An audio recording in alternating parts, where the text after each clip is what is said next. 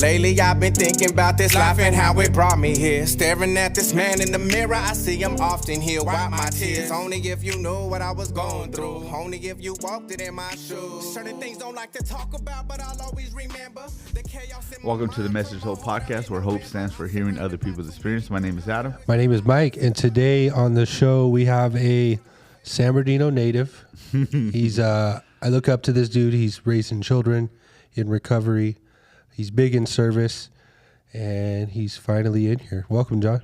Yeah, How's it going? Country John, Yeah, actually. Country John. How's it going? How are you, bro? I'm good. How are you guys? All right. Thank you for coming. No Yeah, problem. absolutely, bro. Yeah, we really appreciate it. No problem. You know, it was funny because I was waiting for you guys to hit me up about it. Then I went, wait a minute, this is a program of you got to act. It's action. You want to do something, you got to ask about it. 100%. Closed minds don't get fed, right? Yep. And so closed minds or closed mouths don't get fed. So open minds, you know, that's how you learn. And we also don't want to we try to keep this separate from the room, so we don't when you hear a share, bro, you're not gonna hear a share about a podcast. Just like we don't share about like being counselors, we don't share about anything like all that stuff. We don't share about the podcast. Sometimes I want to, I know, you what I'm saying? But we don't because it's not a format for the rooms, right? Right. And so a lot of times we don't promote it in that sense. We promote it on our personal pages, which we're allowed to because that's our fucking Facebook. You know what I'm saying? Our Instagram, our you know what I'm saying, whatever else we use, right? But we really try to keep it separate.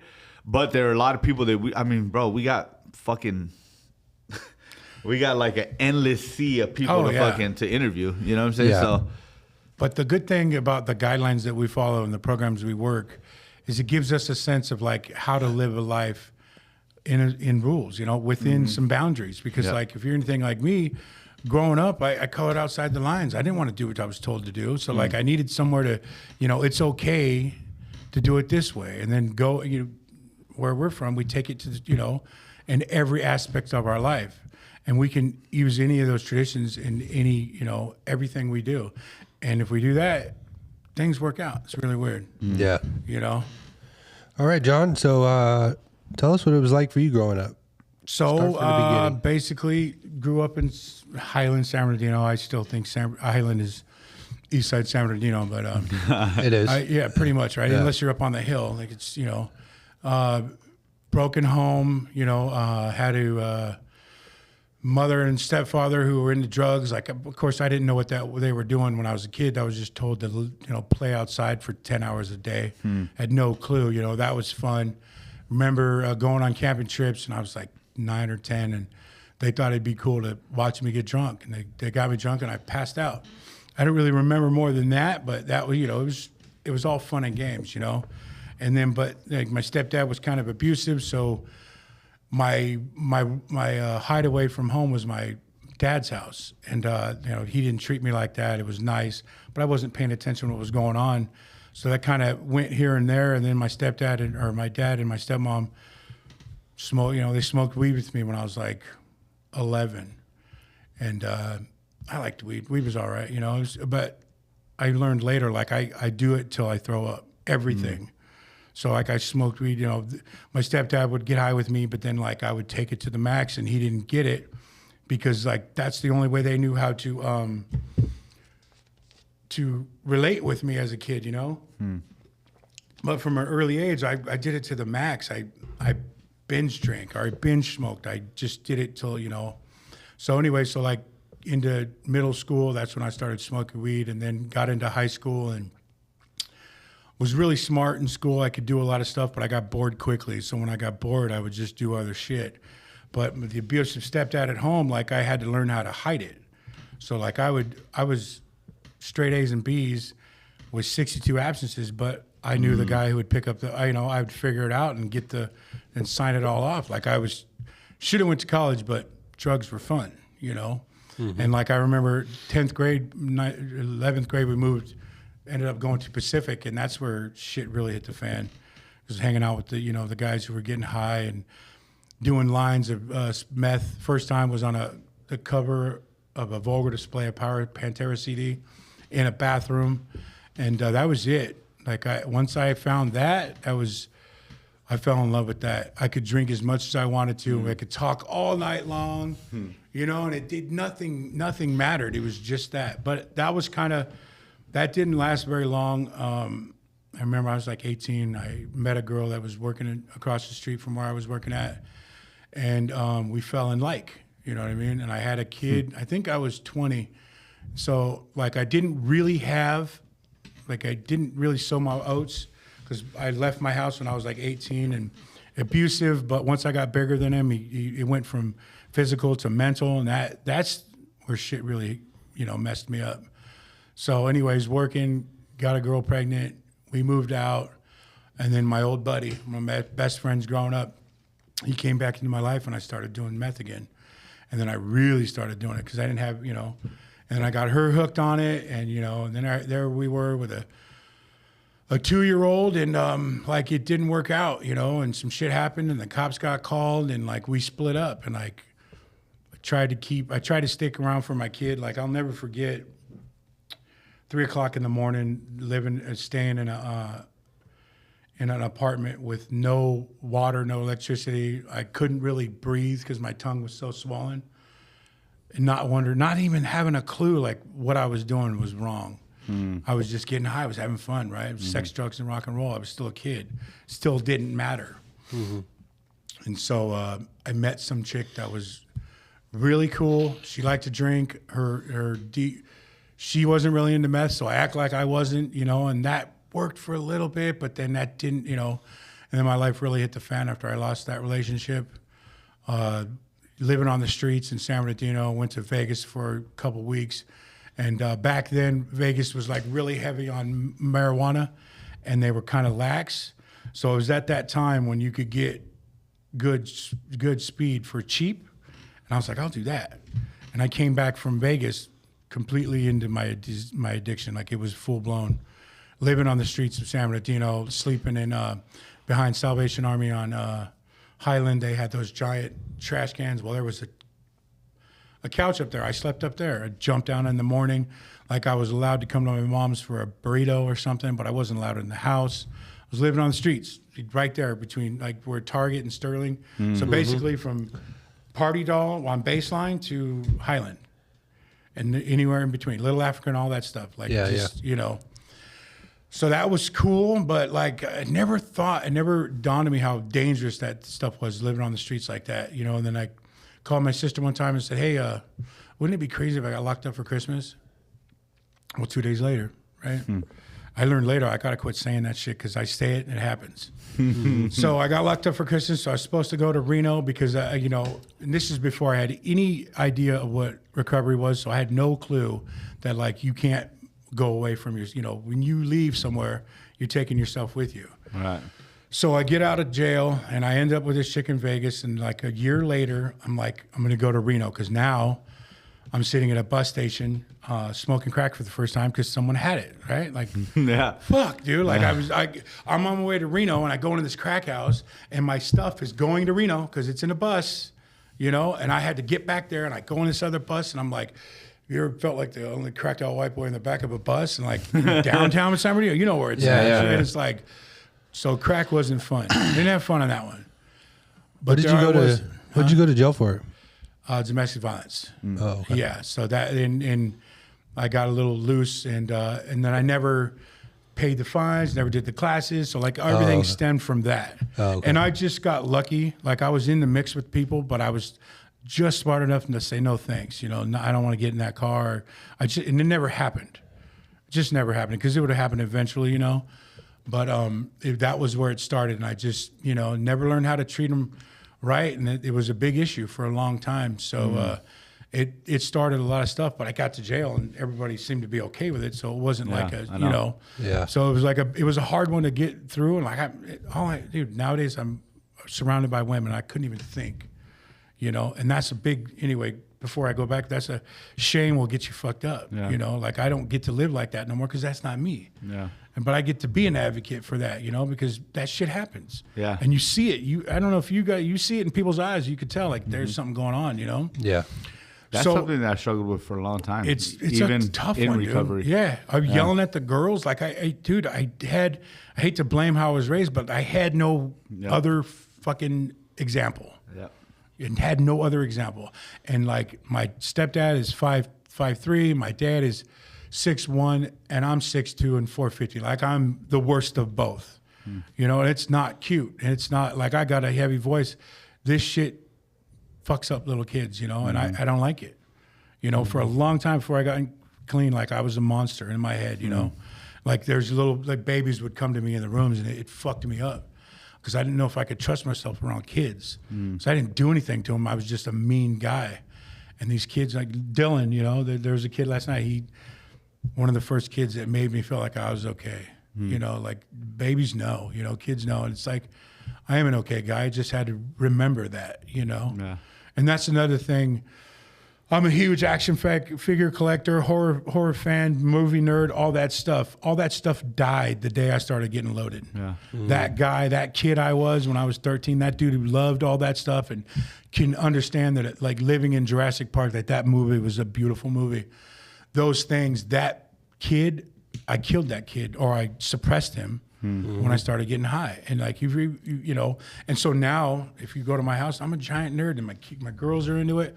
Of course, it's fashionable, but when I was growing up, it was not cool to be a nerd. You know, you didn't tell nobody that, bro. Yeah. You know, so, but anyway, that's the kind of shit I struggle with. So I'm 24, lose the wife, you know, meet another girl. I'm with her for a year. That falls apart.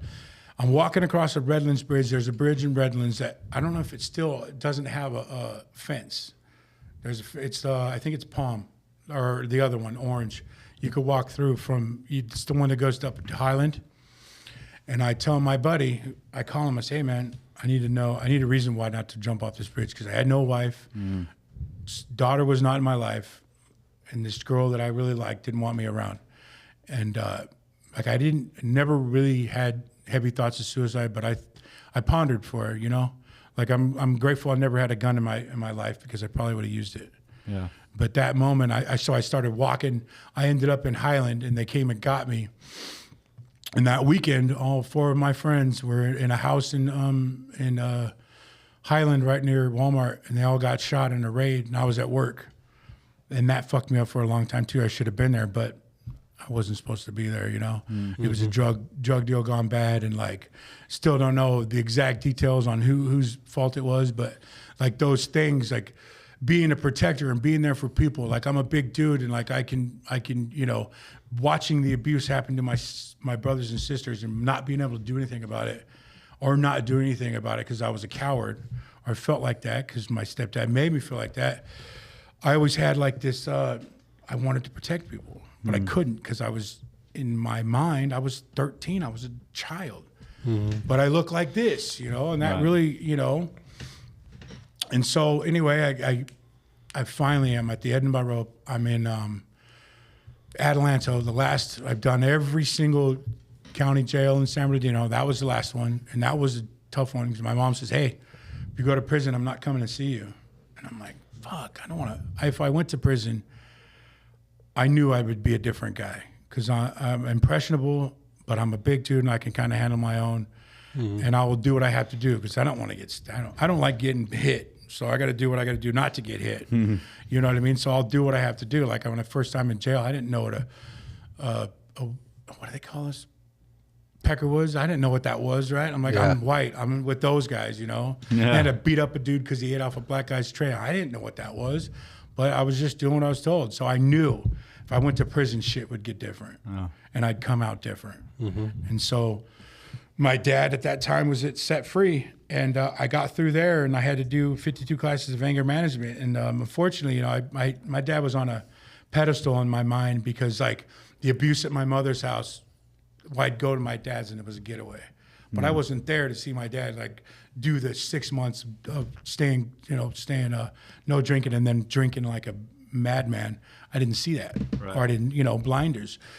So when I moved into Set Free with him down in Baseline, I got to see the real. I remember that place. It's still there. It's still there, bro. It's fucking horrible, but stuck free, I call it. And stuck free. It's horrible. They don't want you there for you. They want you there for them. Yeah. There's no growing at that place. There's no moving. They told me 6 months. Oh yeah, 6 months, and you can leave. And then I get a year, then you can leave. I'm like, I got a fucking kid I'm trying to raise. How long did you stay there? Total? Year and a half. I did year and 6 months, 3 months. I did 52 weeks. What's funny, it was right over here. There's a anger management place right around here. I did 52 weeks because Set Free is technically a nonprofit, so I didn't have to pay for it. I stayed there. I drank the Kool-Aid. I had bubbles coming out of my ears. I was going to be a preacher. But when I see behind the curtain, right, when I see the wizard behind the curtain and it's not what it's supposed to be, I can't fucking do that. I can't, anything in my life, if I see what's really going on and it's not what you say is going on, I can't be a part of that. Yeah. So it started to slowly fade away. But I still needed to be there because I was doing these classes, right? And I met this dude, and believe it or not, he was bigger than me. He was my big homie. And he was telling me, bro, you got to go to somewhere else, Salvation Army. And I'm like, I don't know, man. I like you here. And then the straw was, they kicked me out because my room was dirty and I was going to go to Disneyland with my daughter and they wouldn't let me go. I went, oh, cool. Fucking left. Yeah. And I was no longer there for that because I realized they didn't want that. So anyway, finished my classes, went to Salvation Army, great program. I was there because I thought meth was the problem. I didn't realize that drugs and alcohol, everything was all together. Because I had friends of mine I could hang out with that smoked weed and drank. I wasn't a bad guy then, right? I was sociable. I could party. I could hang out. Mm-hmm. So I went to Salvation Army and I thought that was okay. And I couldn't graduate there because I was stealing. They got shiny shit there. I got kicked out. The first time, it was a pair of Vans with skulls on it, and they put it in this box of shame. I got back the next time, and this time I had people, my old roommates were in places of power, so it was real bad. Like I was stealing shit and getting it sent to home, and real bad. And when they kicked me out the second time, which was a week before I was supposed to graduate, I had 6 duffel bags of stuff that they found, so they couldn't put that in there, right? So I never learned the lesson because I wasn't there for what I needed to be there. So I don't count that as like, because I never went to meetings. I went to one AA meeting and a couple here and there, but I wasn't there for to get clean. I was there to appease somebody or try to, And then so I get out of there, and I'm not going to do that again. Around that time, my ex-wife decides she's going to move to Arizona. And I flip out. Now my kid's 8, and I'm like, what am I going to do? And my first thought of delusion is like, well, I went and drank. I didn't go use, so I'm okay, right? I can just drink and smoke weed. Everything will be fine. My daughter moves in with me. Her and her half brother, they decide to stay here. So my daughter moves in with me, and we're in 3rd grade. She's going to Barton Elementary, so we're right there. Our my old neighborhood, and like. I'd walk her to school and everything was fine, and stuff would get crazy. I'd shave my head and walk her to school, and people were like, whoa. And then there's dudes on the corners whistling at her, and I gotta tell her, 3rd grade, hey, run to the house if I tell you to run. She doesn't want to know what's going on, but I know what's about to happen. Never happened. So it was real uncomfortable. Like I wasn't doing what I was supposed to, sleeping on the ground in my mom's apartment with my daughter right there, and it was like, I was okay with it. I was okay with it because I didn't have to pay for nothing. Mind you, I put my mom through the ringer a million times. She's had the cops calling me a bunch of times. Like, I hated her for it, but I understand because I was horrible. So we get this opportunity to move to Yucaipa, and it's like a house, and we all get our own rooms, and I get an actual bed. I hadn't slept in a bed in 10 years. Like I was sleeping on the ground, and that shit hurts. Mm-hmm. Do you know the difference between a concrete floor and a wooden floor? Mm-hmm. If you know that, then you've been on you've been on the streets. There's a little more comfort on a wood floor. It gets warmer faster. It does. It's nicer. It's not so bad. I thought it was going to be a joke. I was like, no, it's serious. It's dead serious. Like and I've been on the streets. Like I've eaten out of trash cans and shit like that. Mm-hmm. Like when people, I did my era of homelessness. It's cool in San Bernardino in the middle of summer, but being homeless in Yucaipa in the middle of winter ain't no fucking. I'm not trying to do that. Nah. So we move up to Yucaipa, and everything's going okay. I've got my disease at bay, right? When I say disease at this point, smoking meth. Yeah. Like I'm not really. I never counted a day. I don't know, because I never was clean. But I'd go hang out with my high school buddies. Those were the guys that I knew from high school, and they drank and smoked weed. So I could do that. We'd party here and there. But then my best friend, known him since I was a kid. We go back like Saturday morning cartoons. First guy I did a line with. The guy that when we were kids wouldn't let me smoke PCP because he knew I'd go home and murder my stepdad or do something real bad to my stepdad because he knew what was going on. Mind you, I held that against him for 10 years. Like, I'm still a little irritated, never got to do that one. Yeah. But he came back around, and he was living on Dayton Del Rosa. And so I would take a vacate, go down to San Bernardino for a couple days and be up for the whole time. And that's where I'd do my speed with him. And then, lo and behold, a friend of mine lives right around the corner from my mom's at, and she's a big meth head too. So like I couldn't escape it. I didn't. And then by the time that it was okay, my daughter, I'm just going to say my daughter, I'm not going to say her name. Third, fourth grade, it was okay. Fifth grade, it was starting to get a little nutty. Now my sister had 2 kids, so we have twins in the little baby girls, and I'm raising them. You know, they never knew their dad, never met him. He died when they were 4 from a heart attack. They don't know who he is. Like, and I wasn't allowed to do anything to him because, you know, my mom wouldn't let me do nothing to him. So I'm raising them, and everything's going okay. But now it's starting to become like the drugs are starting to really kick in. Like I'm awake to get the girls up for school, to get my daughter to school, to make dinner, and the rest of the time I'm doing tweaker shit. And my mom's not paying attention because she works at night. And so that it kind of went like that. It went okay, in air quotes, for about 2 or 3 years, and then it really hit the fan. Here I am cutting down trees at 9 o'clock at night. It's hot, you know. And my mom believes me. And then me and my sister got into an argument and over money, and I assaulted her, and I left the house because that happened. I fucking put hands on my sister. Like, I did not want to do that. And I left the house, and I was living somewhere else. And lo and behold, that whole time, my daughter was at, she went to a church function, and she didn't know what was going on, so she told this guy, she was just talking to her youth pastor, you know, and a term that I hated, but now I am, you know, he's a mandated reporter. And so he had to say something. So here I am, like, walking the streets of Yucaipa, like, breaking into the house to sleep in there, and they're, like, fucking terrified of me. And I go up there to do laundry, and there's 2 CPS workers there. And my mom, first thing, I didn't call him, I swear. And I'm like, in my head, I didn't believe her, because I don't believe her. Like, you know, I love my mom, but she's a ball of lies and a gaslight. She's just hardcore.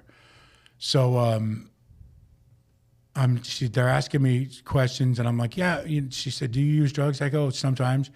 And she goes, well, I ask her, are you going to take her? Oh, yeah, we got a case here. And I'm like, damn it. Well, first of all, they didn't have any real evidence because it was an issue with me and my sister. Kaylin wasn't there, but it was an issue, right? So I go to my friend's house, and I'm like, I think they're going to take Kaylin. And, like, so now I'm with these all these fucking dope fiend in the garage lawyers, right? Everybody knows what the fuck to do when it's, you know what I'm saying? Do this, do that, you know? And I'm hanging out with this one chick who has a CPS, a agent from the Riverside CPS who's buying drugs from me, trying to tell me that I'm lying. And I'm like, are you fucking kidding? And then I hear him say, well, I'm gonna find out his name, and I'm gonna make sure he doesn't get his kid back. And it's like, and then all of a sudden the people that I'm with are like, oh, well, you can't tell on him. What the fuck you mean I can't tell on him? He's telling me I'm gonna lose my kid. Like, all of a sudden that rat shit, well, I learned later on that rat shit don't count. No. Like, the ones who tell you don't rat are the ones who are gonna fucking tattletale. I never gotten myself in a situation where I had people with me or where I could tell on, because I just, you know, I never fell for the gang thing. I never fell for it because it's all bullshit. If you want, when it's up to you, when it's you, that's fine. When there's other people involved, they'll fucking point the finger. And I learned that the hard way. I was always one to take a bullet for my friends, but you know, where would that get me, right? Mm-hmm. What about my kids? Like, my delusion of grandeur was to die protecting my dope fiend friends from something. Yeah. What the fuck, dude, you know? So anyway, I'm hanging out with these people, and they're telling me this and telling me that, like, don't let them take her without you being there. So I'm in this garage, you know, the morning they're supposed to take her, and I do a fucking hot rail. And I almost burned my head on the torch getting it, right? And then I go watch them take my daughter. Like I made them go get a warrant or whatever. Like I fucking, like, you know, and my mom's at the door and she's like, I didn't do this. And I still didn't believe her. And I'm like, I love you, kiddo. And like, I didn't believe myself when I told her that, you know? So they took her, and luckily she has grandparents that could take her in. And so she was in the system, but she wasn't really in the system, you know? So that was in on, let's say, July. So therein lies the problem. Now I don't have a kid to take care of. I'm no longer at my mother's house. I'm on the streets. I'm 6'2", 300 pounds, and I'm smoking as much drugs as I can. I didn't get clean. I should have got clean immediately, but I was having fun. People were bowing to my, you know, I could fucking go somewhere and get what I wanted. It was fucking hard to get clean that time because everybody knew who I was and everybody wanted me to stay at their house and everybody gave me drugs. And when everybody's giving you drugs and everything you want to do, it's really fucking hard to get clean. That first time when I was living in the streets of San Bernardino, stuttering and living in fucking, sleeping in garbage cans and like the courts were on my ass, that was okay to get clean. Yeah, sure. That was a fucking horrible time. But that last time was way worse because I didn't want to get clean. Yeah. But I had my kid in the, you know, my kid was in the balance. You know what I mean? And I fucking love my kid. Like, you know, we can't get clean for anybody else. But I tell you right now, if I didn't have a kid, I would not fucking be clean. There's no way. I love smoking meth way too much. I got caught in that too. It's like my kids were in the system, but not in the system. Right. So I was like, oh, they're fine. They're fine. I can party like I want to now. Yeah. So I kept having court dates, right? I went to the first one, and it was like, you got to come back. You know, they draw it out at the beginning, right? And I remember I watched that. I was in a room, and I'm watching that video, and I'm like, oh, this isn't the orientation video. So I know some of those people were actually in set free like years before they went through the system too. So I remember going, oh, this isn't the end, because like when you're getting loaded, everything's the end, right? Yeah. Everything's the end. There's nothing left after this happens. I actually met a guy in the rooms that was in one of those videos, and he was my sponsor for a while. And then I was like, but then I found out he didn't wear steps, bro. And I was like, why would you agree to sponsor me?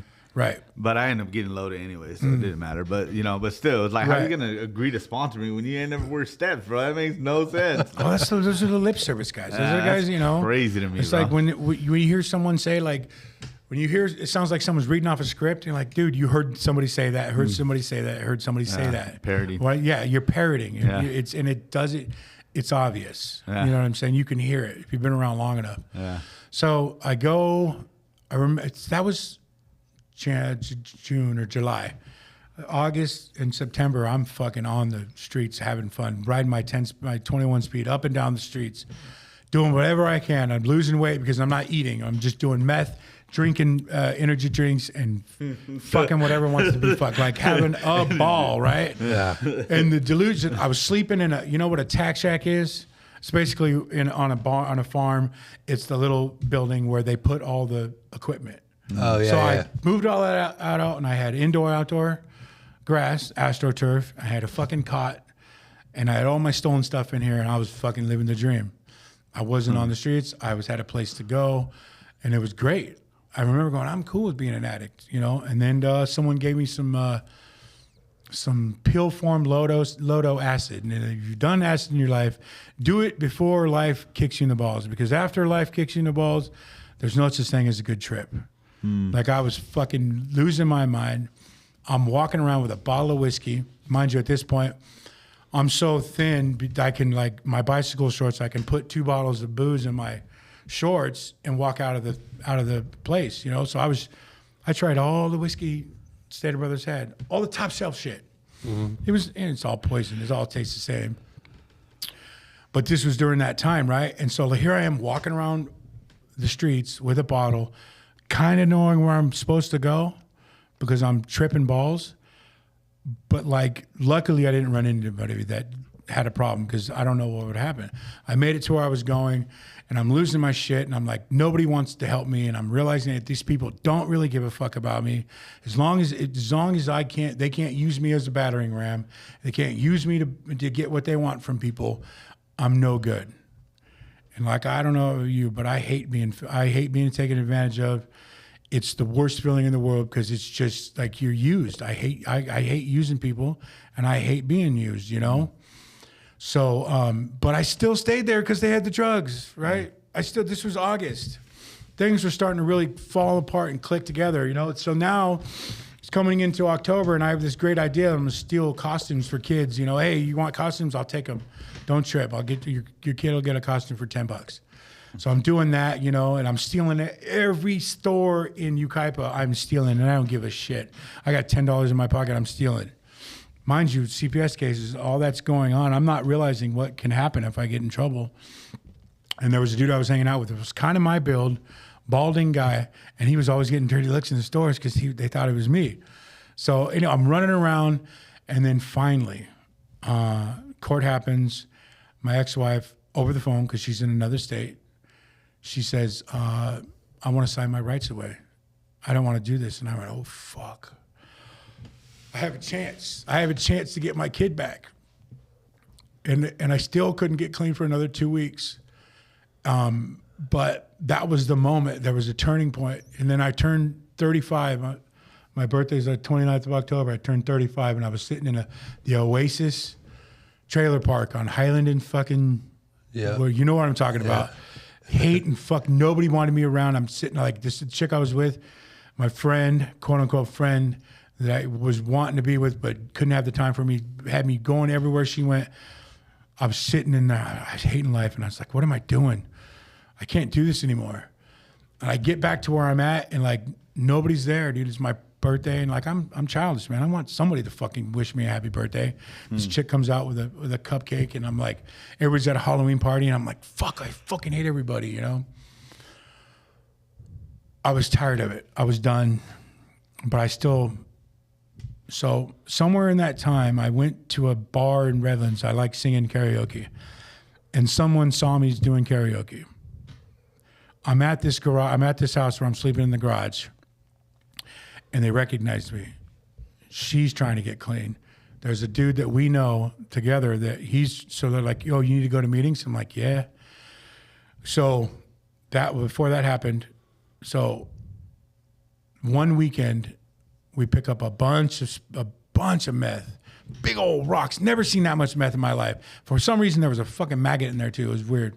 And we're taking it to Parker, right? Parker, Arizona. And, I'm getting a piece of that. Cool, right?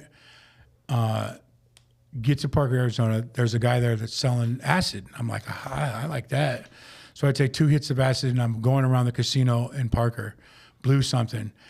And the Blue Lagoon. Yes. The person I'm with, okay, so I don't know how much you're into psychedelics, but I needed a tether. Like I couldn't, every time she wasn't in my sight, I was off, right? And it was fucking bad. So I had to be near her, right? So that was a Saturday or Sunday. On the way home, I'm like, I don't know how this is going to end, but we're going to talk the whole fucking time. And so before that, actually, rewind just a little bit. 3 chances to get to rehab. The first chance, I found out, it's because of her, I didn't go into inpatient in the desert, St. John's, I think it was. Yep. I was supposed to go there, but she was supposed to lose her house. I was like, we'll do outpatient. We'll do outpatient so you can keep your place, and that's fine. So the first time I was supposed to go to outpatient, they were buying, the place I was at, they were buying, I don't know, it was a couple 8-balls of speed, and I got on the bus, and I got to Redlands, and I called them, and I called the IBRS, and I was like, my bus is stuck in the mountains, I can't make it. I get back on the other bus, you know, because CPS gives you free bus fare, so I was all over the place. I get back there so I can participate in what they're doing.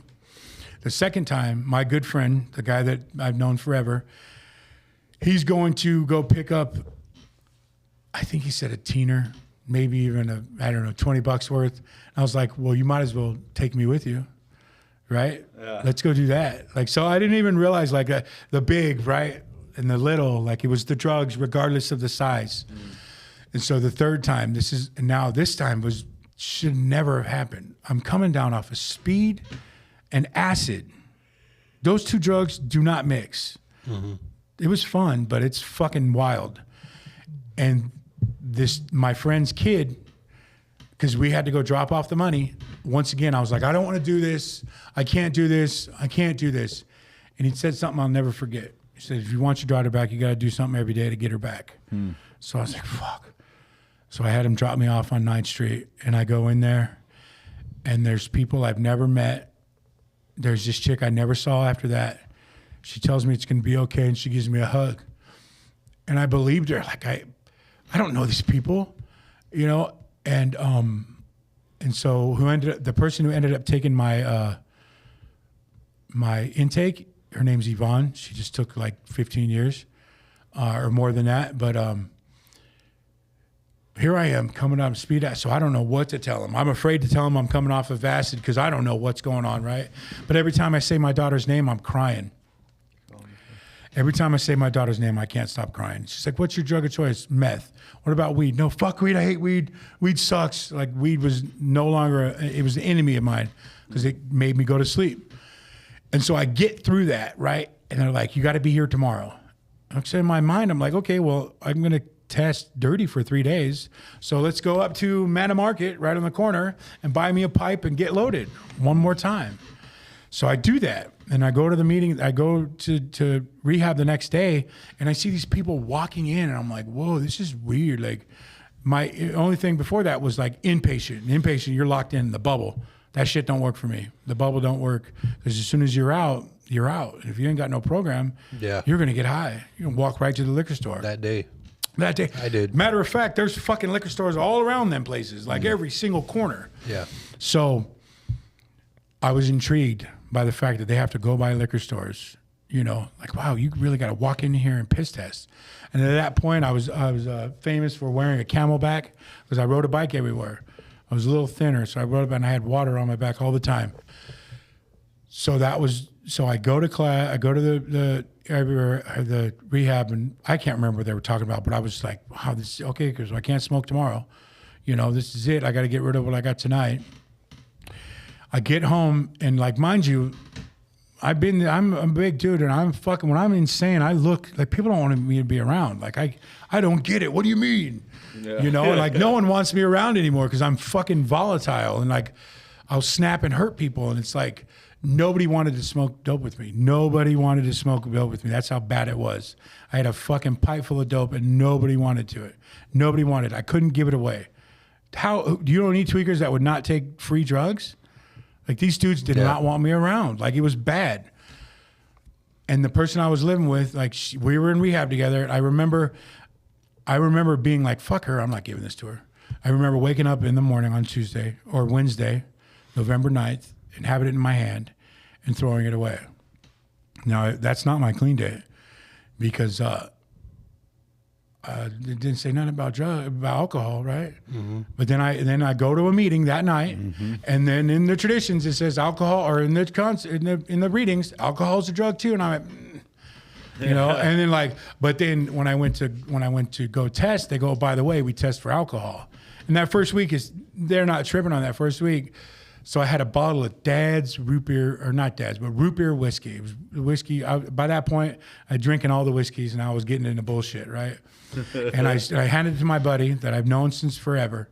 And I say, in 3 months, I'm going to come back and we're going to drink this. This wasn't a plan. I wasn't trying to, you know. He goes, cool. Okay. So 3 weeks later, I got into the 12-step program that changed my life. And like, the rehab and all that, I went, don't worry about it, dude. I'm not coming back. And he goes, cool, because we fucking drank that the next day. Like, you know, that shit's gone, you know? Yeah. And so, like, I'm hanging out. I'm trying to keep, these are my friends that I've known forever, and I'm trying to keep them in my life, but I just can't anymore because they're doing things in that house that I can't do. Mm-hmm. To this day, I will go to I'll go into his yard, and I won't get out of the house. Because, you know, the old haunts can't hurt you, but I'm not sure about that yet. You know what I mean? Old bugaboos can fucking reach up and grab you in the ass. Like, literally, this dude is. Anyway, so back to the timeline. I'm doing my thing. Things are going well. Rehab is going swell. I'm stealing shit from my daughter for Christmas because I only know how to do that. I learned the gig with the stroller. I'm walking into stores, and I'm looking at him going, "You don't want to be a fucking hero. You're not going to be a hero with me." Walking out with shit, not knowing that everything I was doing, if I got caught, That'd have been it. Yeah. CPS case done. Do not pass go. You're going to prison now, and you're losing your kid forever. Come to find out, that's never forever. But you know, I don't take chances with that shit. You tell me I'm in trouble, I'm in trouble. So the caseworker gives my daughter the stuff for Christmas the day after Christmas. Like, this is just not working. Like, these people aren't, you know, they're not there for me. They're there for the kid. It took me a long time to realize, like, I put my kid in danger. Yep. And these people are there for them. And they may not be the best people. They might not be the perfect people. They may do shit wrong. But it's it's Child Protective Services. It's not me protective services. And I'm not old enough for it to be old people protective services. They had to protect her from me. You know what I mean? And be mad as you want about it. People got to intervene in my life for the sake of my child. And that's the bottom line. That's, you know. And I think when you get some clarity, you start to realize that, right? I was an unfit father. Mm-hmm. If I see somebody now with a kid in the situation that my kids were in, bro, I'm fucking calling. Yeah. You know what I'm saying? No ifs, ands, or buts about it. My sister. Well, you're a mandated reporter too, so. I am. Yeah, you kind of got to. But I was talking to my sister the other day, and she was like having this problem. I said, fuck them. What is best for the kids? That's what we got to think about. Yeah. What's best for the kids? And the truth is, if I didn't get clean, the best thing for my kids was for them not to be in my care, bro. Yep. Bottom line. You know what I'm saying? Bottom line. It just doesn't matter, bro. That's just, if you were getting, it doesn't even matter how minimal your using is, how high you like, bro, like, we are dangerous fucking people when we're under the influence, bro.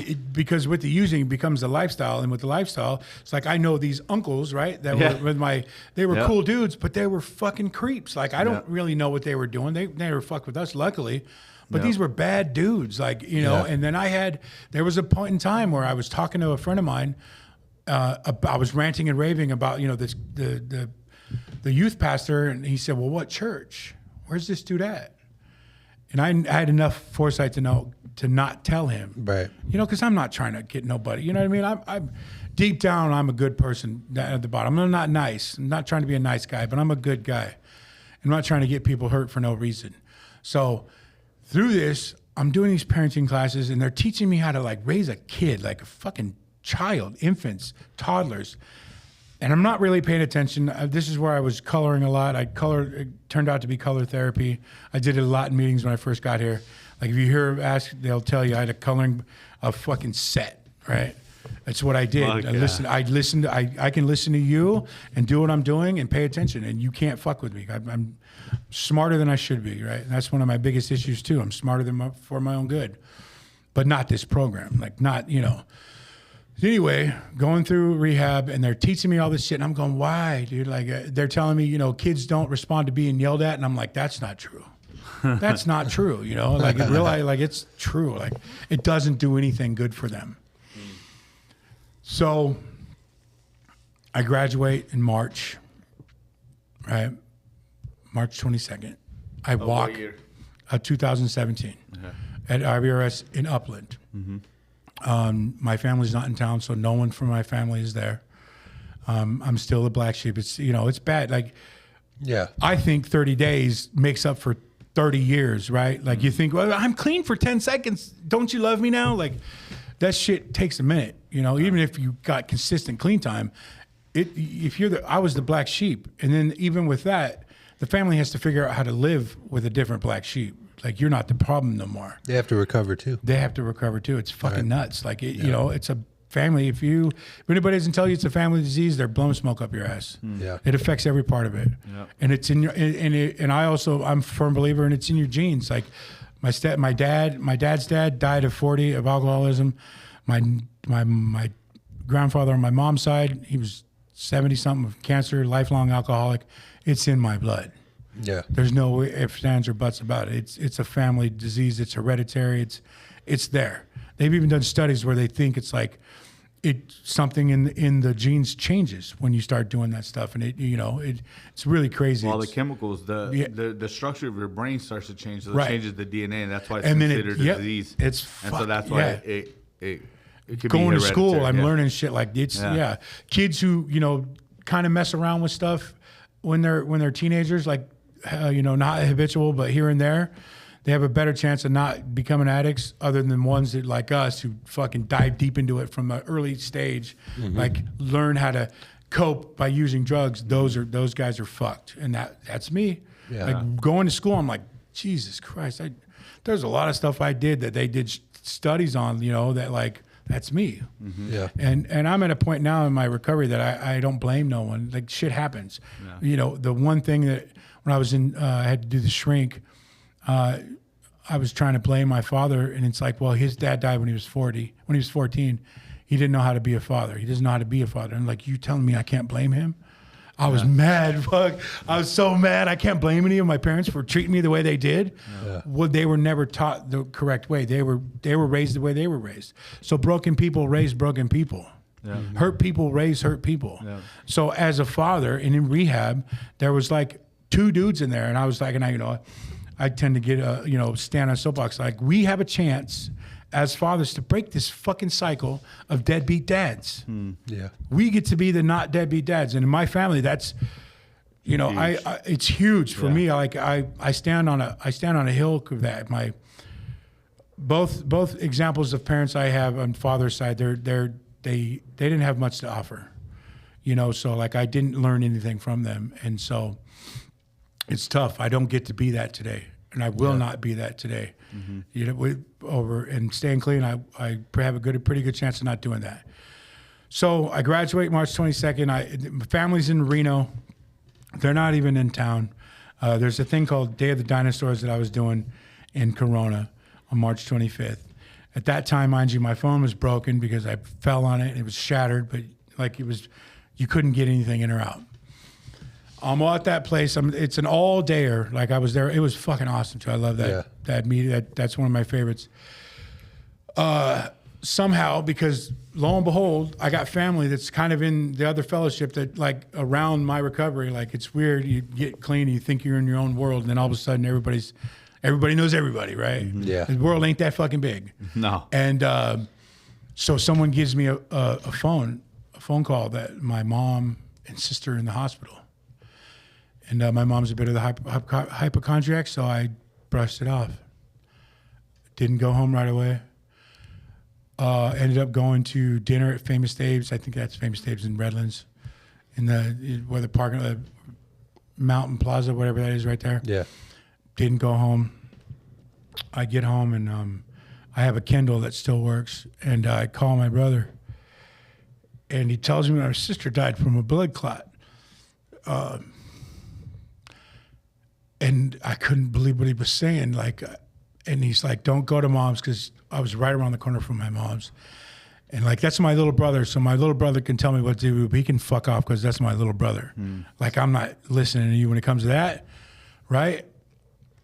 So and my friend, she's crying. Like, I've never cried like that in my entire life. And she's crying and she's hugging me and holding in. Like, I just graduated rehab. Like, it was it was right after St. Patrick's Day. I made it through that because my kid wasn't going to be there. And my sister dies. And I'm crossing the street to go talk to my mom. And I had this moment of clarity. Like, as I'm crossing the street, I ended up calling my ex in the road. Like, I don't ever want to get high ever again. I don't ever want to drink. I don't want to do none of this because it's not going to bring her back. And it's not going to do good for the 2 6-year-olds that she left behind. So I get over there and I'm talking to my mom and like I'm crying and breathing. I don't, you know, if you know how it is to breathe and cry and then talking, it's fucked. It's just, I don't wish that upon anybody, but you only know it if you've had that kind of thing happen to you. And the next morning I got to go to a meeting because I'm a trusted servant. I wake up crying. Like I've never woke up crying. And I'm breathing and I'm crying and I'm getting to the meeting and people are talking about, you know, someone mentions grandkids and then I'm like, my sister's never going to have grandkids. And it's like, but I'm staying within this group of people that I've met, my sponsor and these people that are keeping me together. And I'm doing these, and then I had aftercare. It's like, I was grateful all that shit happened, you know, and plus I was doing my steps. So I got past that with my sister. So we were okay when she died, which I'm grateful for. So we get through that, and I got people in recovery at the viewing, or not the viewing, the celebration of life, and it's at the same church that my daughter went to that the whole thing happened. So that guy's sitting fucking 3 feet from me, And I got up and I gave him a hug because I'm not supposed to know, but he knows I know because, I gave him a hug. Things went okay. We go back to the Moose Lodge, and the Moose Lodge is in Mentone. And like I'd been there, I love that place. You $5 for a pitcher of beer, that's great. I don't even need a glass. Just give me the whole pitcher. I'll drink it to myself.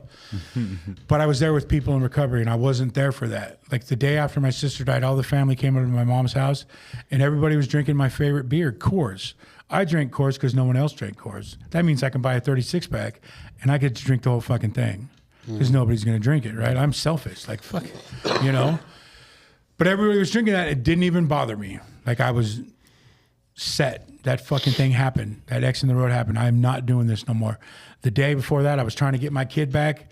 The day after that, I was living for a different purpose. Like this became what those people showed me. I could live without drugs and alcohol. And I can go through some heavy shit without drugs and alcohol. The next couple of days, I was at a meeting and I had to go do some stuff. And I saw my sister. The last time I saw a sister was in the Redlands, not the morgue, but where the church, and I kissed her forehead and I told her I'd take care of the girls.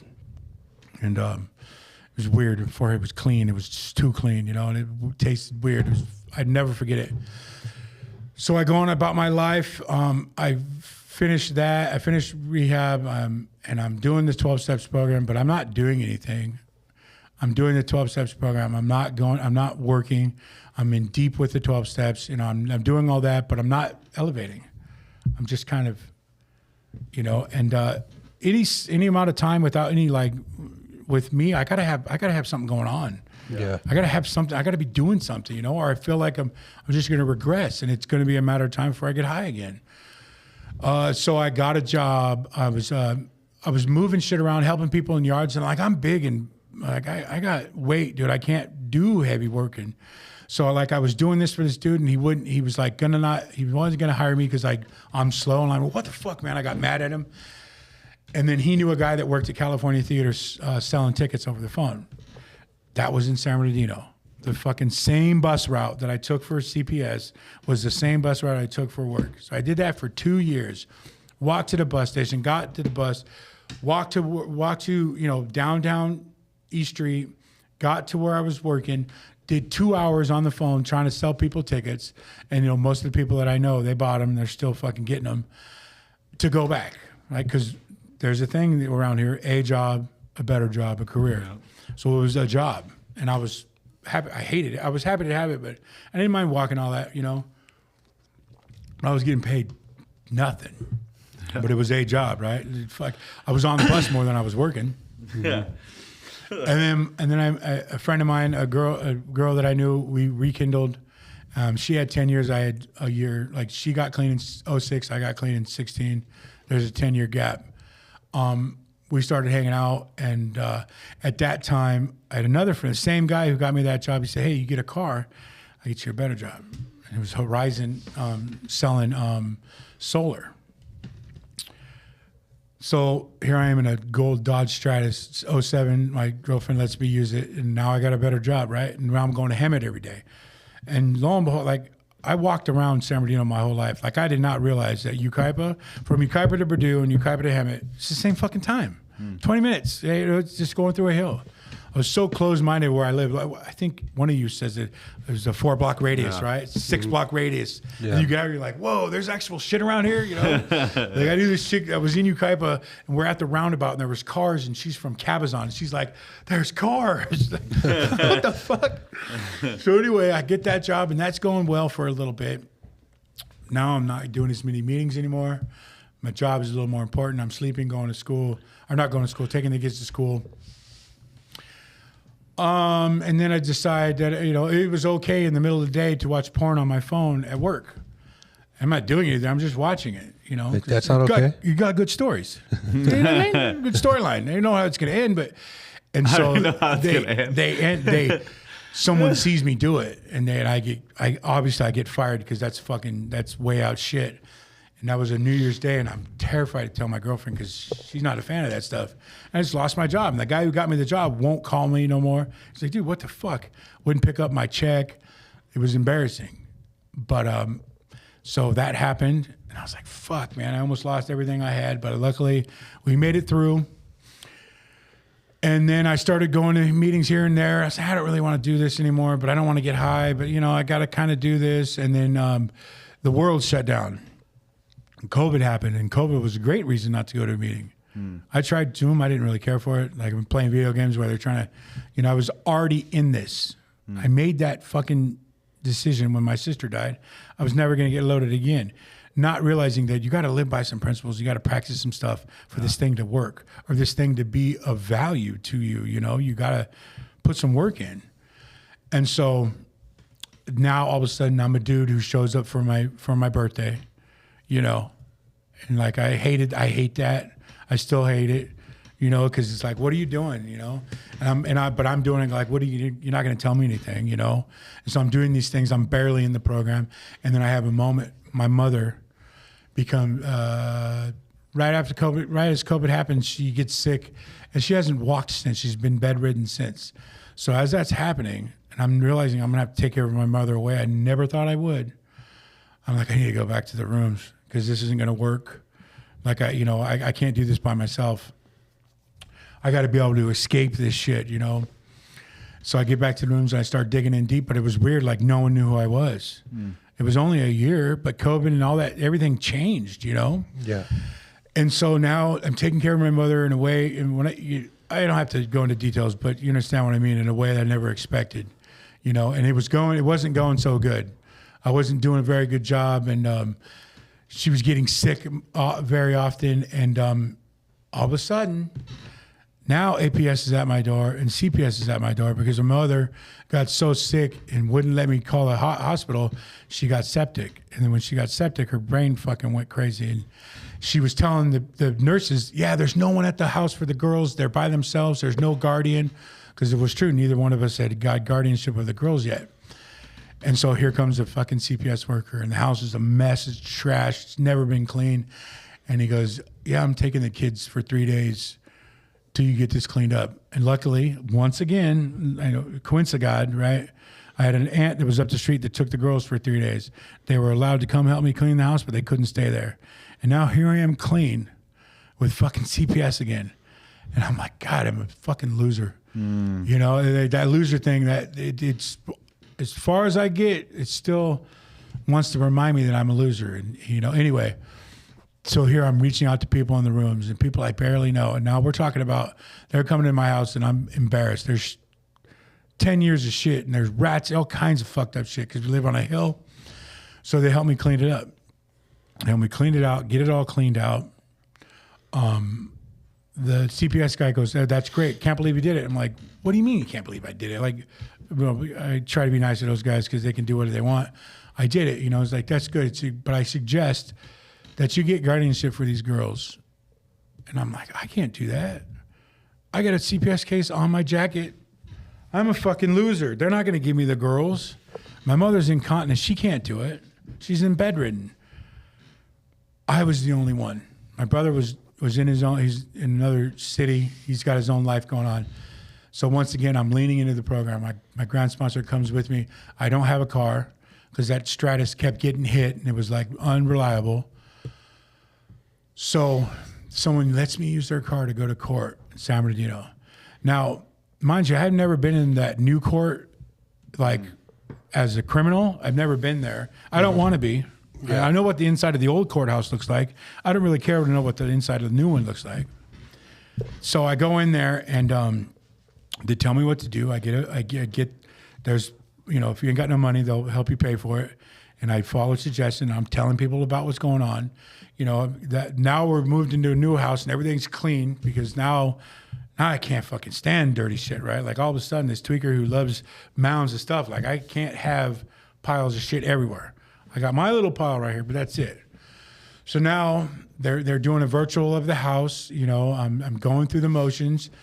Don't have a job yet, but my fiance, through her work, like she gets a new car, I get her a newer car, like a 2017 Corolla. Now I have a car, like an actual reliable car, and I'm like, hey, can I do peer support? Peer support is like basically doing the 12 steps and getting paid for it, which is basically what it is, doing the 12 step.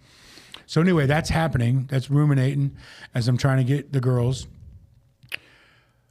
2 court dates. I go down there. I show them what they want to see. The lady does her, she talks to the girls. They see the house. And by this time, I understand like manipulating children. Like I'm at this point, I do not do things that happened to me. I'm not going to tell them, tell them this. I'm not doing that. In my recovery, like what you see is what you get. And if I'm fucked up on a bad day, if you're a friend of mine, you're going to see it. Like I don't hide shit. What I am in here, I am out there. That's the only way I can stay clean. I have no secrets. And sometimes it's ugly, and sometimes it's okay, and sometimes it's just what it is. And like that's how I keep getting days clean. So they got to see that, and I don't whisper in the girls' ears, and I go to court. By this time I had the car, and like I'm waiting for this like fucking giant, roll out the carpet and all this shit. And, and there's like the judge that it wasn't even ours isn't there. And the lady looks down at the thing. She looks at me. She's like, grant you guardianship of these 2 girls. And I'm just fucking losing it, right? And I look over and there's this dude who's giving up his kids, right? And he's just like, what's the big deal? It's like, fuck, man, people don't get it, When there's innocent kids and people in the crosshairs, it's like it's not about you no more. I've never had a chance to be a better person. I've never had a chance to be a better father, and like I got it again. And mind you, like now my daughter, who we didn't reunite, so she's on her way to college. So like I called her and I let her know, hey, I'm taking up guardianship of the twins. They're not your sisters, but they're my kids now. And like, things are going to be different, and it was a heartbreaker the first time my 17-year-old saw me with his 6-year-olds because I was different. Everything was different. I was understanding. Like to this day, my daughter would be like, why do you let her talk to you like that? It's like, because I have to learn how to, one thing about a remote. And I was like, yeah, if you did that to me, the remote would have been in the wall, huh? And like we joke, but like there's no joke. Like my daughter gets to see that I'm being different. And now I'm showing the girls how I'm going to treat them when they're older. Like it's a whole, like I'm still not raising my kid. My daughter is 23. She's living with me, but she's on her own. And I hope she does the right thing. But like she's at my house and she gets to see how I'm treating them different. And she don't like it. She don't like it. She thinks I'm too soft on him. And I'm like, well, if you're an addict like me, you're going to go from hot to cold. And then, when my sponsor, when we were talking about balance, it's not balance like a scale. It's like, and he got on his hands and knees and he took a broom, and it's a balance in motion. This thing is always changing. Life is always changing, right? So that happened. I become peer support. And now I'm in the field. Now I got money to pay stuff off. Like I got this bill, this $20,000 child support that I only have because she went on welfare, and I went, no fucking things. I'm not paying that. Yeah. And then child support was like, yeah, you are, and you're gonna pay for it with a bunch of interest. At the end, I had like 10 grand in interest. I was paying that much off. By the end, she goes, well, good news. We're going to always take your IRS checks, but good news, you're down to just the interest, so you can't pay interest on interest. I was like, oh, thanks. That's real fucking nice. So I had him take out as much as possible from each check. And last year I paid it off. My brother, he's like, I was like $1,300 off. He gave me the check to write. He wrote me a check and I paid it off. Holy shit. For the first time in my life, I never thought, I was planning on leaving my daughter with that debt.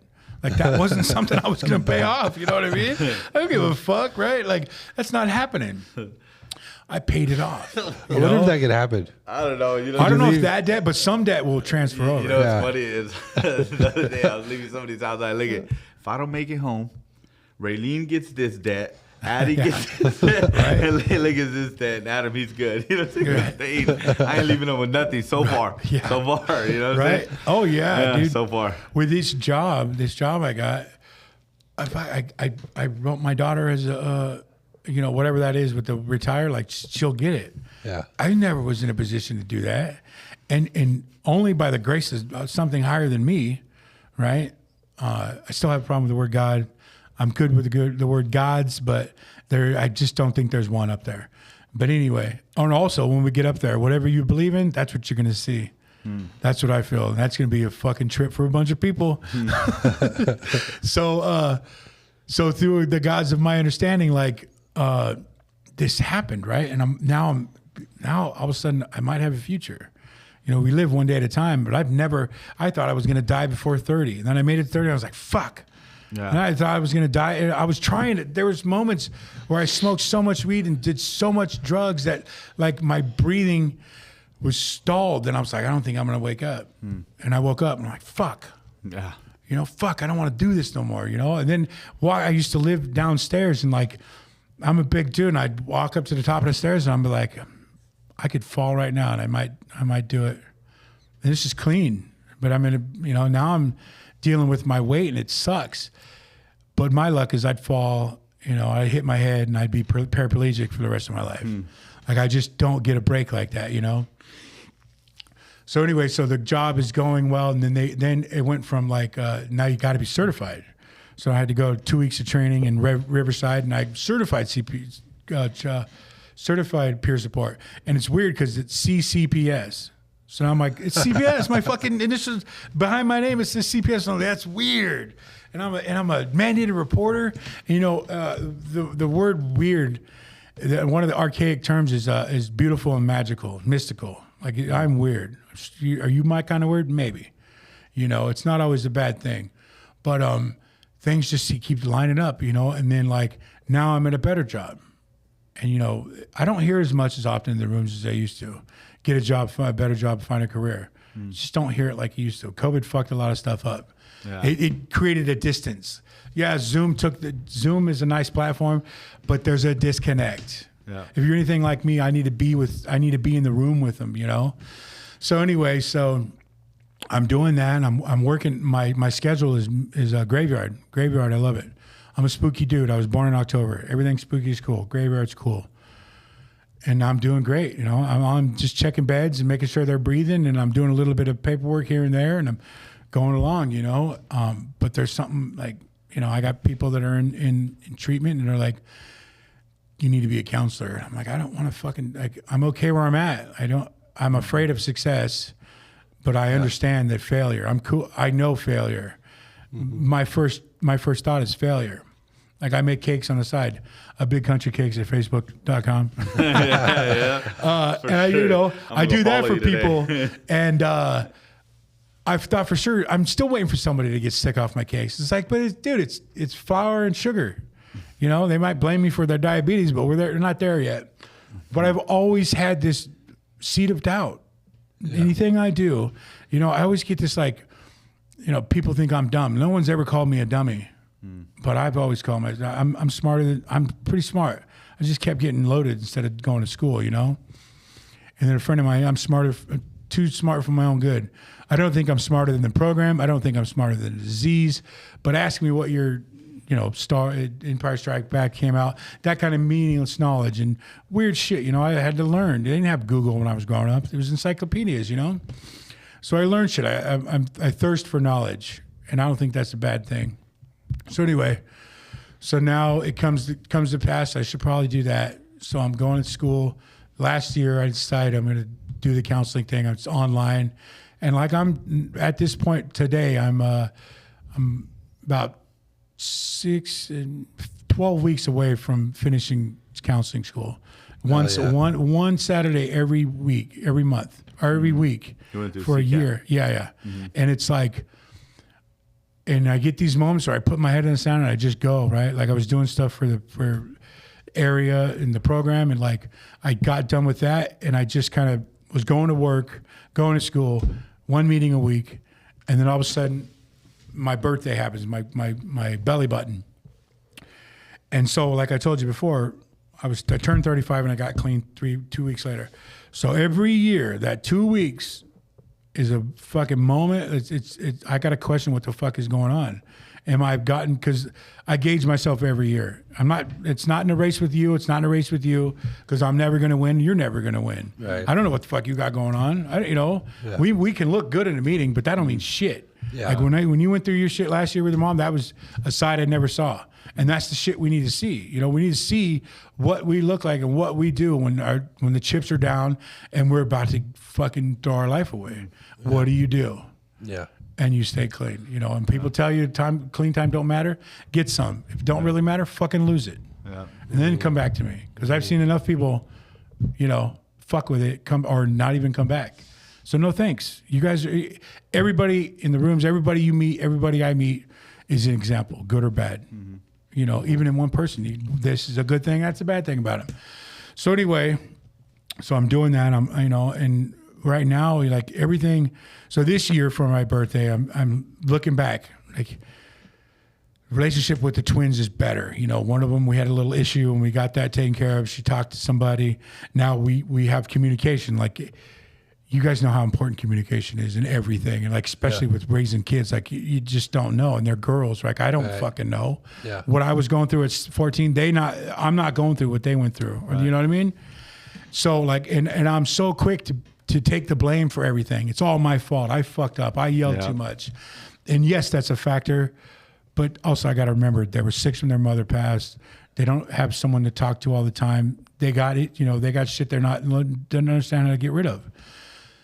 So we got through that. Now we have a communication, you know, and I'm talking with my daughter, and like we don't reminisce about my using days, but we talk about it. And I explained to her why I'm doing it different, you know, and because I got to do different from what I got, and I got to do it for different what I gave to my kid. I don't blame anybody for how I was raised, but it was a lesson I was learning. I'm not going to do it. And that's in everything. Like, I go to every single one of I allowed them to do sports or music. They chose music, which is great because that's cheaper. You know, when you get into sports, shit gets out of hand. Yeah. With music, like they pay for it, you know. And here I am sitting in a Christmas recital, and like, I don't know if you've ever heard people like they live vicariously through their kids. I'm just like, until I got clean, I realized this. I thought I peaked in high school. I'm fucking peaking now. Like, this is the best time in my life. You know what I mean? Yeah. I'm the best person I've ever been. And I'm just so grateful they get to, because high school for me was great. I had a good time. You know, I was smart. Like, high school was a getaway from the abuse at home. So being there was, you know, and they don't have that. The high school is a time for them. And I'm hearing them practice, and I'm just like, I never really understood gratitude till recently. Like, it's just what I live with, you know? And watching them be a part and letting them, you know, they got boyfriends and shit. I'm not too cool about that, but they're being a part of music, right? And like, what am I gonna do, bro? Like, these little kids, kid 6 next to me, and he's like, "Hey, John, how are you doing?" And I'm like, and I'm talking to him, and he's a goofy, nerdy kid, and I'm like, "Damn, you're not a piece of shit. I can't be mad at you. I can't tell you to get away from my kid, you know." And then like I meet his family, and lo and behold, his family's got issues like we do. Yeah. You know what I mean? And so like, they're good kids now, but I got to tell my daughter and my nieces, and I'm like, "Hey," and I hate to have to do this, but I taught him how to throw a punch, you know, and I'm like, when you say no and you fucking mean it. And if they say no, if they get mean, you know, like, well, they're good kids. And I said, take it from me, good boys will be bad boys when they don't get what they want. I don't give a fuck who they are. You know, it happens. And like, I got to stay out of that, because like, worry will fucking get me fucked up. Yeah. When I was getting loaded, I had a thought, you know, fuck, man, my sister's going to die and my mom's going to have to take care of the kids. That's going to suck. Yeah. And then it happened. Yeah. And now I've learned, like, I got to quit fucking speaking shit into existence. The day my sister died, I was looking at my friend, and we were listening to these guys with over 25 years in recovery. And I was like, I don't know if I'm ready to lose anybody yet. And I lost my sister that day. Like, so I don't really know. I don't believe too much in speaking shit into existence, but it keep fucking happening. So like, I watch what I say, you know, and it's praying is speaking out loud, and waiting for meditation's waiting for the results, right? Like, these not rules, but the religious thing, I grew up with it. It didn't work for me, because we were praising Jesus on Monday and shooting shotguns and drinking shit praising Jesus on Sunday and getting loaded on Monday. Yeah. It was all fake. It was all a farce. So for me, that's where religion, you know, there's really good people that are Christians and believe that, but it's just not me. Yeah. You know, and growing up, I was always fascinated with Greek mythology. So I'm somewhere, and there's a word that it's ominous. It's like you take everything from a little bit of each religion. I just believe there's a lot of deities up there watching out for me, for sure, because it's too much to handle. Yeah. You know, and it's definitely not me. If there's one thing I know about this wasn't my plan. There's something greater than me. And before I got clean, something greater than me was drugs. 100%. Methamphetamine had me by the boo-boo since I met her, and it was never let me go. Yeah. And I can't even fucking try to fuck with it again because I got too much to lose, you know? I got too much to lose. Hell yeah, John. But yeah. Thank you for That's coming on, pretty much man. it. Yeah. Thanks for having me. You know, it's funny. I was waiting for you guys to fucking ask, and I'm like, We'll only ask if we have to. right. Yeah. Well, here's the thing. Yeah. I'm waiting. I'm like, I'm fucking important, damn it. And I'm like, wait a minute. I'm special, right? It's like, yeah, we're all special. None of us are unique, but we're all special in this program. All of us have our highs and lows. But if you want something, you got to ask for it. Yeah. You know, you don't get, and I try to teach my kids that, like, I know what you want, but I need you to get up the courage, you know, because I'm raising girls, and it's different, right? Dudes can be like, hey, you know, I promise, no, it's not the end of the world. Yeah. And I don't know about you, but that was a hard one. Like, what do you mean, no, it's not the end of the world? My sponsor's like, you can choose not to be mad, and I'm like, what do you mean?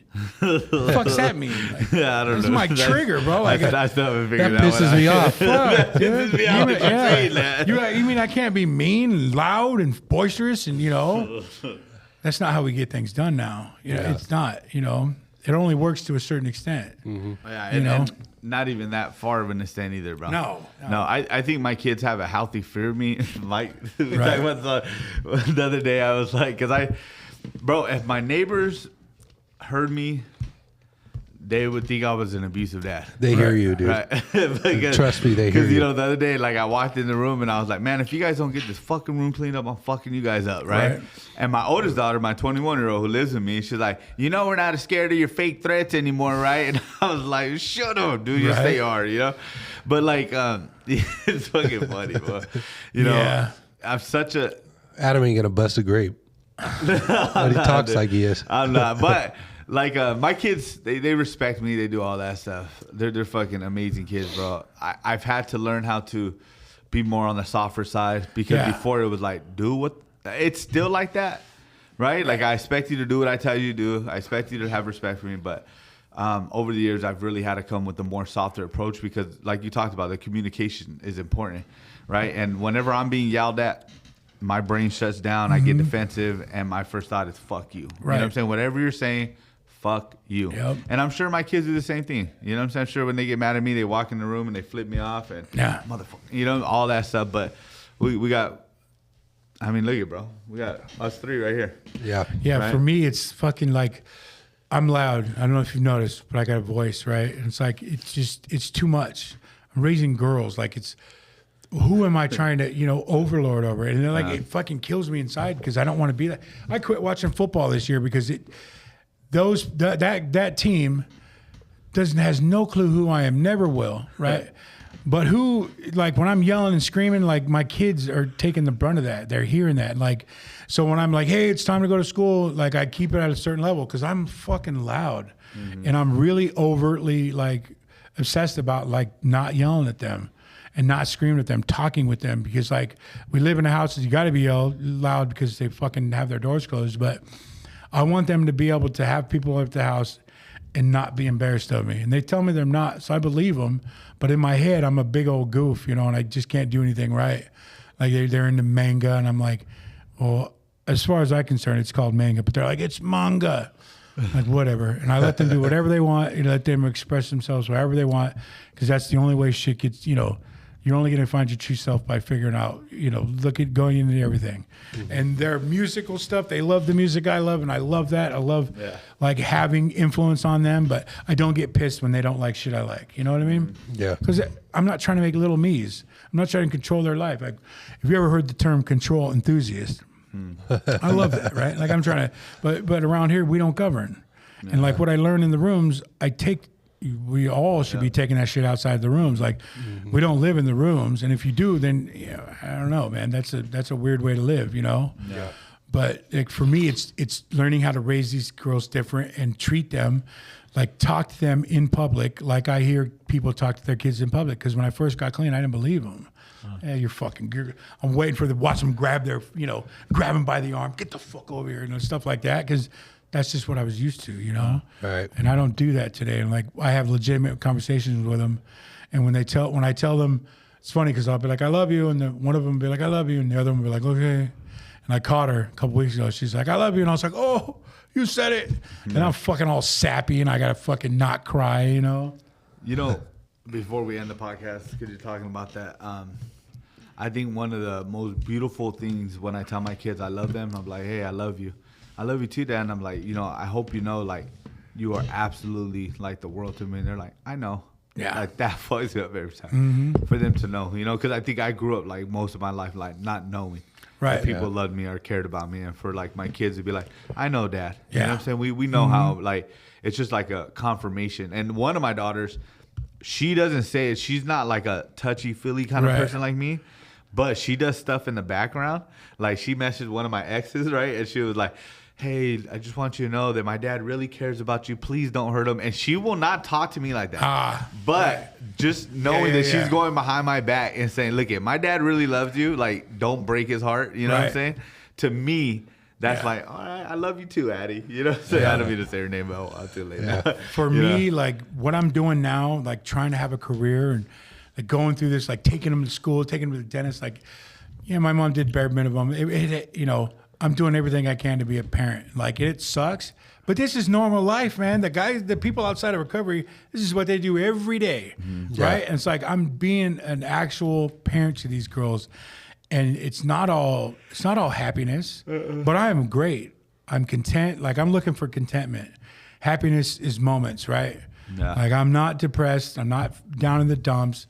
I'm still waiting for the other shoe to drop, but that goes away eventually, Like life is fucking good, and we have seasons like the holiday seasons are the best. Like I was lucky, like I don't have bad memories of the holidays. Like even I got clean. I should have a shitty, but no. Halloween, Christmas, things. These are my best time of the year. My fall and winter, but everything's going good right now, And when it doesn't go good, I know where to go.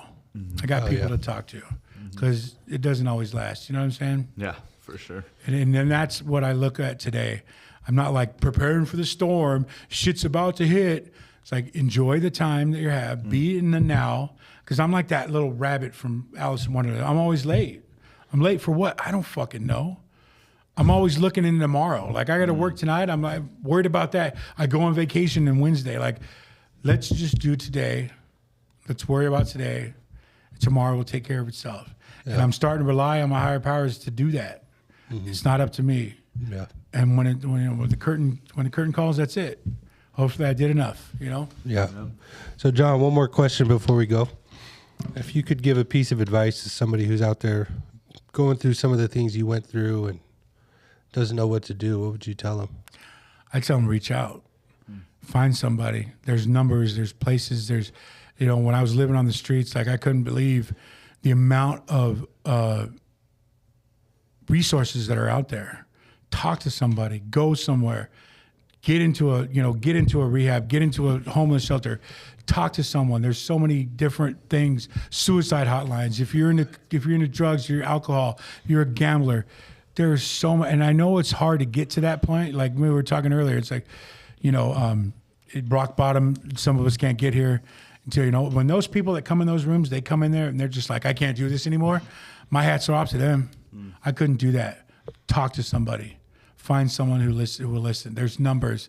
There's people I know. The three of us in this room will listen to somebody if they need to, It's the best thing you can do is talk to someone and listen. Sometimes people just need to be, you just need to talk to them.